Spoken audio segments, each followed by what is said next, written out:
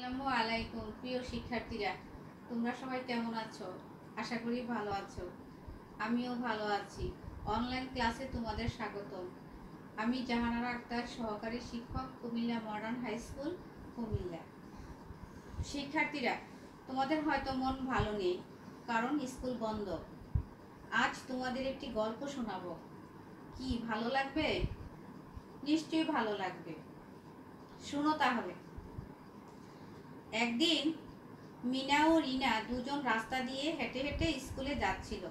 হঠাৎ দেখে রাস্তার পাশে ছোট্ট একটি মানিব্যাগ পড়ে আছে। মিনা ব্যাগটি হাতে নিল। তারপর ব্যাগটি খুলে দেখলো ব্যাগের ভিতর একটি ঘড়ি ও 10,000 টাকা আছে। দুজনেই এটা দেখে দুশ্চিন্তায় পড়ে গেল। কি করবে এটা?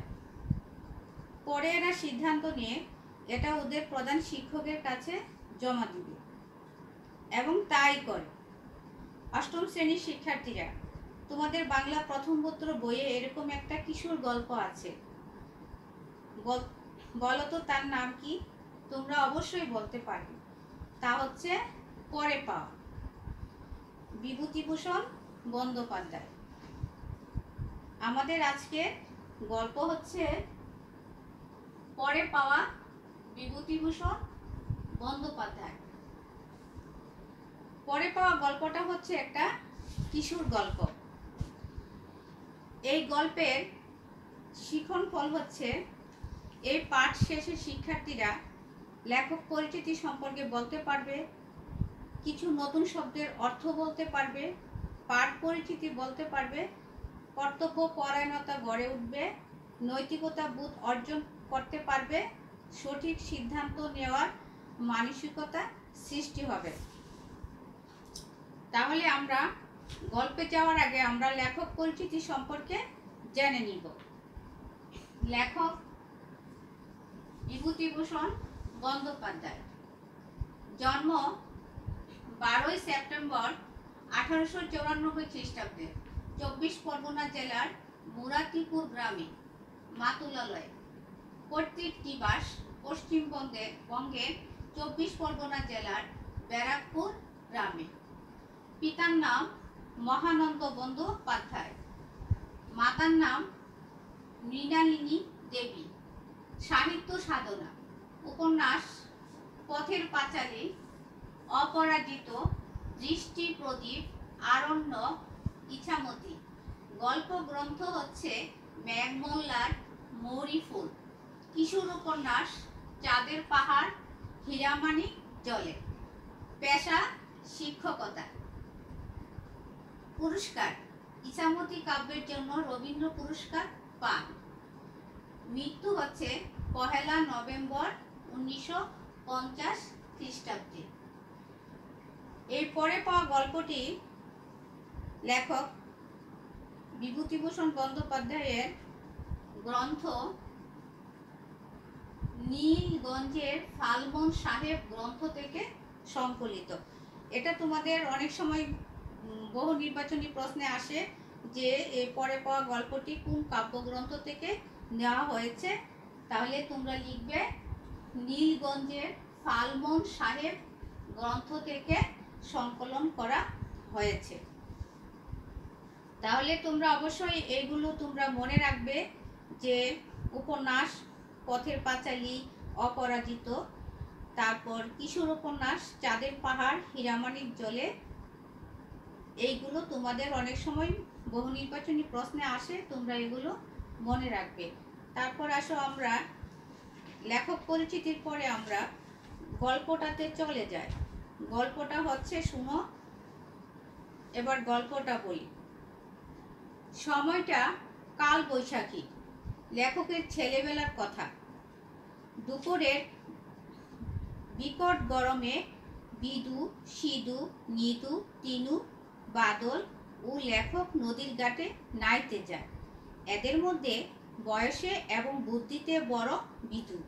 হঠাৎ আকাশে কালো মেঘ দেখে জ্বরের আশঙ্কা করে ওরা ছুটে চলে বাড্ডুজোদের চাপাতলির আম বাগানে।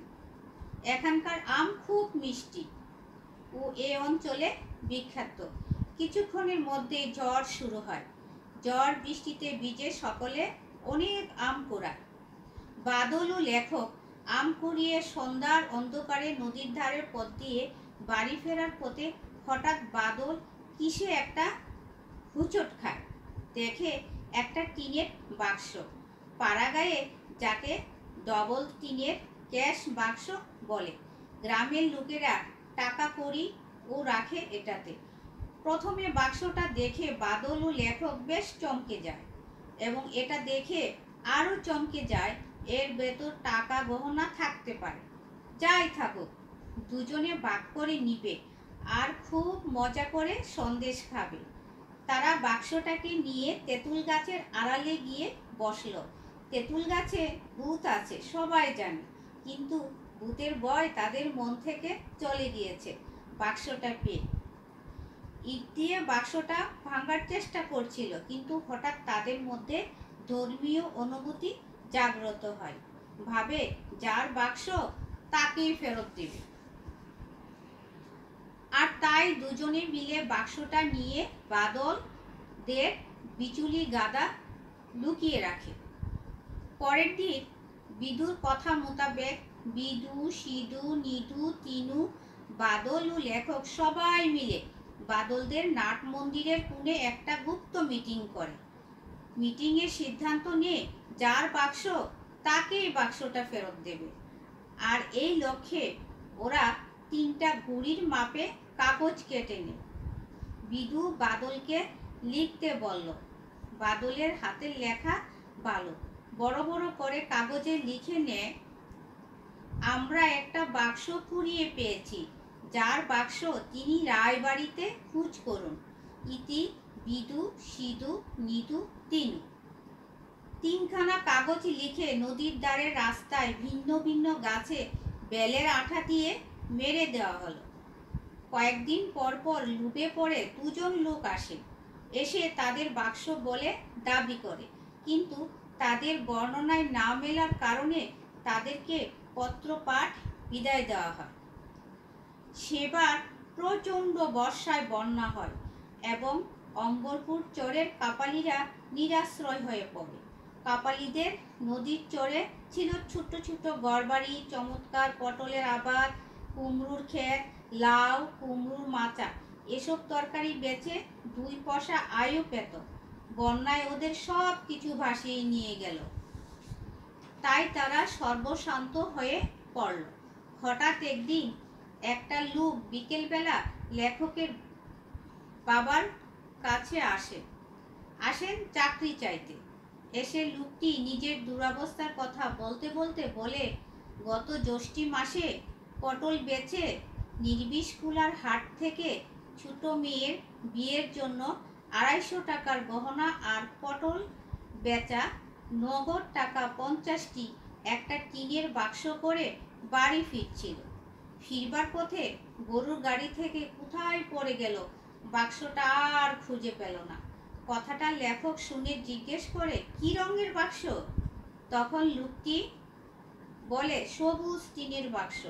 কথাটা শুনে লেখক এক ছুটে চলে যায় বিদু, সিধু, নিধু, তিনু ওদের কাছে এবং ওদের ডেকে নিয়ে আসে। এসে লোকটাকে বাক্সটা ফেরত দেয় আর বলে, দেখে নাও বাক্সর ভিতর সব কিছু ঠিক আছে কিনা, আর একটা রসিদ লিখে দাও, তুমি তোমার বাক্স ফিরিয়ে পেয়েছো। এটা দেখে সবাই খুব অবাক হয় এবং ওদের বুদ্ধির তারিফ করে।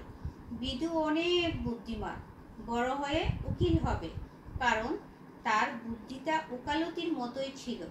এভাবে বাক্সটা প্রকৃত মালিকের কাছে বুঝিয়ে দিল এবং তাদের ন্যায়পরায়ণতা, সততা ও প্রশংসা সবাই করতে লাগলো। শিক্ষার্থীরা, এইভাবে আমরা গল্পটা থেকে কিশোরদের সততা, নিষ্ঠা, কর্তব্যবোধের পরিচয় পাই। এই গল্পটা শুনে তোমাদের কেমন লাগলো? নিশ্চয়ই ভালো লেগেছে।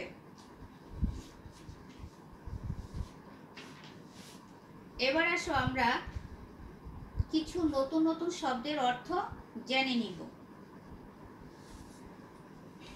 বিচুলি গাদা, দানের খড়ের স্তূপ। এই দানের খড়ের স্তূপের মধ্যে কি করেছিল? বিদু সিধু নিদু বাদল আর লেখক বাক্সটাকে লুকিয়ে রেখেছিল অপ্রতিত ভাবে, বিব্রত বা লজ্জিত ভাবে। নাট মন্দির, দেব মন্দিরের সামনের গড়, যেখানে নাচ গান হয়। পত্র পাঠ, বিদায়, তৎক্ষণাৎ বিদায়। কাপালি, কাপালি হচ্ছে তান্ত্রিক হিন্দু সম্প্রদায়। চৌকিদার, প্রহরী, দ্বন্দ্ববধ, মাটিতে পড়ে সাষ্টাঙ্গে প্রণাম। আড়ি, দান মাপার বেতের ঝুড়ি বা পাত্র।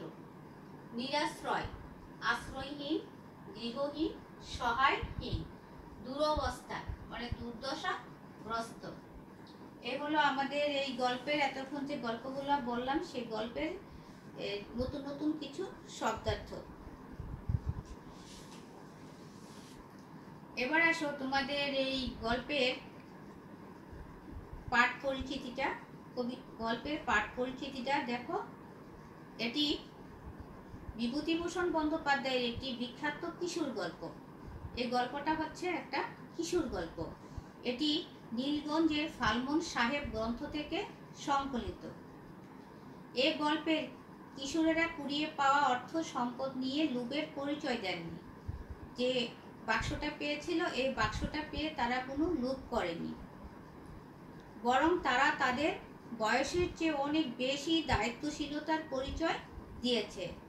লেখক দেখিয়েছেন বয়সে ছোট হলেও কি হবে, তাদের নৈতিক অবস্থান ও বেশ দৃঢ়।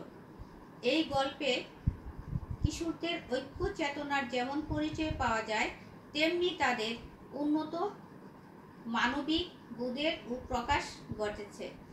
তাদের চারিত্রিক দৃঢ়তার পাশাপাশি তীক্ষ্ণ বিবেচনা বোধ ও পাঠকের দৃষ্টি আকর্ষণ করে। কিশোরদের এমন সততা, নিষ্ঠা ও কর্তব্যবোধে বয়োজ্যেষ্ঠরাও বিস্মিত, অভিভূত। কিশোররা যখন ঐক্যবদ্ধ হয়ে সিদ্ধান্ত গ্রহণ করে, তখন তারা তাদের মধ্যে যে সবচেয়ে বেশি বুদ্ধিমান ও বিবেচক তাকে মান্য করে, তার উপর আস্থা স্থাপন করে। কে সবচেয়ে বেশি বুদ্ধিমান ছিল তাদের মধ্যে? বালকদের মধ্যে বিদু। এটি হচ্ছে গল্পের একটি গুরুত্বপূর্ণ দিক।